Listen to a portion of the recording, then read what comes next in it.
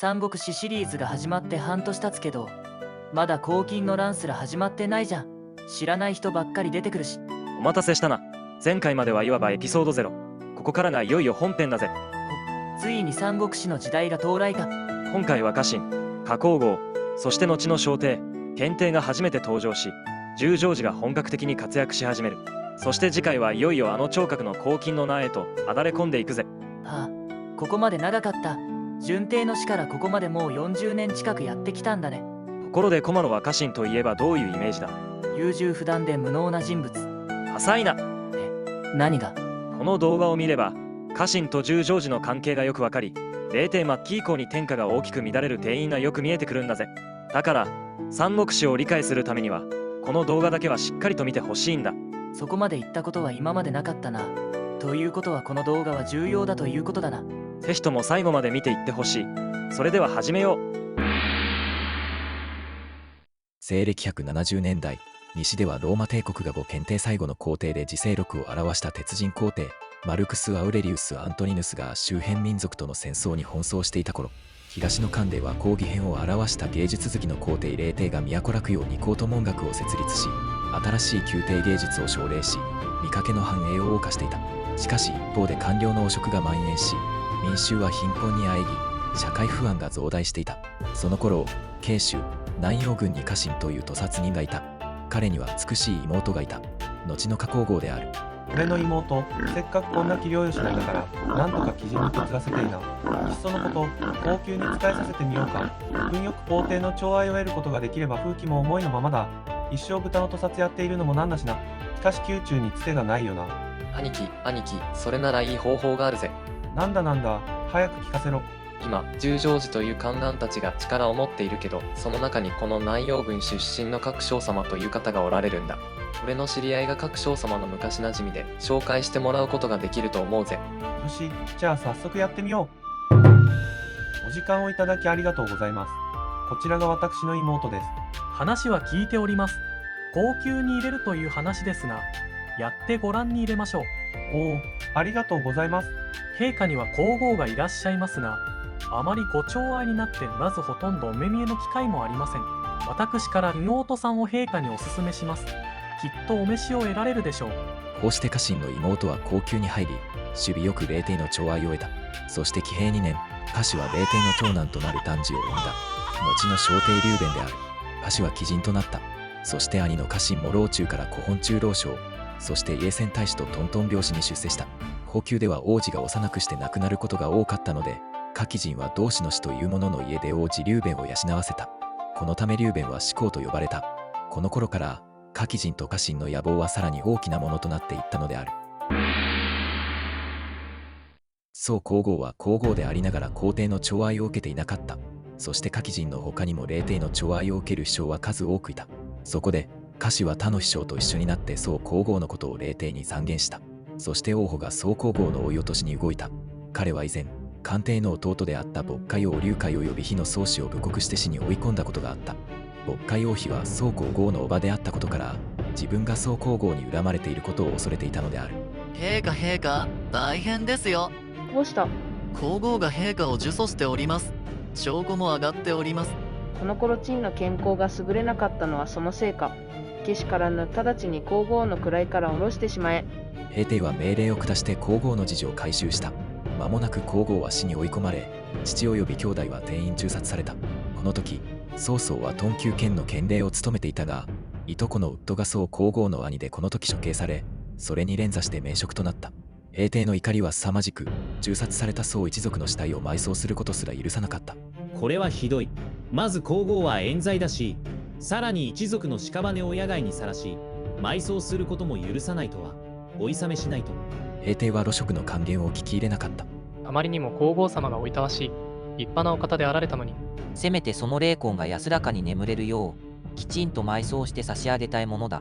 その後宋一族の埋葬が許されると、宮中の常時、将校門の多くの者が共に資金を出し合って、皇后及び宋一族を宋家の墓に埋葬したのである。よし、皇后がいなくなったわ。次の皇后は私しかいないわよ。他の秘書どもに邪魔などさせないわ。陛下の子を身ごもる者は皆始末するのよ。なんが何でも私が皇后になるの。はい、カキ人は霊帝から大変寵愛されたが、性格はきつく嫉妬深かったので、高級の妃嬪で彼女を恐れないものはなかったという。そしてこうは3年12月、カキ人はついに皇后に立てられた。おめでとうございます。ついに天下の母になられましたな。我が妹が皇后となり、私も栄達できこれ以上素晴らしいことはない。各ジョージのおかげです。感謝しますぞ。私だけじゃありません。10ジョージ全員でこれからもお支えしてまいりますぞ。これまで皇后を出した家は、領主、当主、宗氏など豪族ばかりだった。そうした中で詩人層のお城建てが全くない家氏が皇后となったのは10ジョージをはじめとする宦官たちと結びついたからである。宦官勢力としても、詩人勢力と遠く、宦官勢力を頼る家氏が皇后になるのは好都合であった。しきたりに従い、新しく皇后に立った者は漢の祖宗の廟に参拝することになっていた。さあこれで再会も済みました。そろそろお迎えが参りますぞ。よしよし、それでは廟に参るぞ。はい。いやおや、なんだ。急に大雨と雷が。いきなり土砂降りになりましたね。これでは参拝もままならない。気を改めるか。今日はいい天気ね。この間みたいなことにはならなそうだわ。それでは廟に参ろうか。では参りましょう。うわ、なんだ。急に暴風が吹いてきた。砂ぼこりで前が見えない。これは危険です。本日も参拝はお控えいただいた方が。このような具合で、夏皇后が廟に参拝しようとするたびに天変地異が起こり、その都度参拝を取りやめざるを得なかった。こうして結局夏皇后の参拝は実現しなかったのである。こうして夏皇后が誕生したのだが、実はこの頃霊帝の夏皇后に対する寵愛は衰え始めていた。高級の何千もの美女の中に、新たに霊帝の心を捉える女性が現れたのである。その女性は大美人、趙の出身で、祖父の王后は五冠中郎将を務めた。彼女は高級の他の女性たちとは異なり、ただ美しいというだけではなかった。この譜は悪くないんだが、ちょっといまいちだな。まだそんな難しい文章をご覧になっているんですか。お酒が冷めちゃいますよ。こいつは顔は可愛いんだけど、興味関心が合わないし、話してて物足りないんだよな。明日は大美人のところに行ってみるか。陛下にご降臨いただき、誠に光栄に存じます。やはり大美人のところは居心地が良いな。そういえば、前回陛下からお預かりしました譜を読んでおりました。この譜ですが、ここの部分を少し変えると良くなるように思います。おお、確かに確かに。大美人は聡明であり、才知に優れ、書や計算が得意であった。実はもともと才気に優れ、また書などの芸術を愛している霊帝にとって、大美人はまたとない話し相手であり、霊帝は大美人を大変に寵愛した。やがて大美人は妊娠したのだが、こうしましょう。これまでも何人もの飛翔が陛下の子を身ごもったことで、皇后様から狙われ、命を奪われている。このままだと私も同じ目に遭ってしまうに違いない。はあ、本来はとてもおめでたいことなのに、恐ろしいわ。こうしましょうか。辛いことだけど、打開するのが一番でしょうね。命を保つにはそれしか方法はないわ。こうして大美人は薬を飲んで打退を試みた。しかし胎児は安定して動かなかった。またこの頃大美人は同じような夢を何度も見た。それは自分が日輪を背負って歩くという奇妙な夢だった。それはまるで大美人に天からの啓示を示しているかのようだった。生まれてくる子が漢の真の天使であると。そして月満ちて大美人は健康な男の子を出産したのである。おお、でかしたでかした。男の子を産んでくれるとは。この子は金にそっくりではないか。とても聡明そうな顔立ちをしている。そうだ、この子はわしに似ているから今日と名付けよう。平帝は最愛の大美人による王子の誕生に大変喜び、直ちに命名し、大変寵愛した。しかし数日後、大きな悲劇が待ち構えていたのである。苦しい。こうなされました。今さっき食べたおかゆの中に。今すぐ水をお持ちします。しかし間に合わなかった。大美人は王子を出産した数日後、毒を盛られてあえなく命を落とすことになったのである。絶対に許さん。陳の誰よりも愛する大美人を。陳自ら犯人を探し出すぞ。高級を封させよ。誰一人外に出すな。激怒した霊帝は徹底的な捜査を行った。ほどなく大美人の粥に毒を入れた犯人が明らかになり、全ては夏皇后の指示であったことが明らかになったのである。なんてことだ。皇后がこんなことを。とんでもない。恐ろしい女だ。あいつは国の災いだ。あいつを皇后から廃位せよ。そして獄につなげ。お待ちください。何を待つ理由があるのか。皇后の罪はすでに明らかである。かえて諌める者は同罪だ。皇后にたとえ罪があったとはいえ、皇后は天下の母でございます。皇后を廃されることは天下にとっての大きな災いです。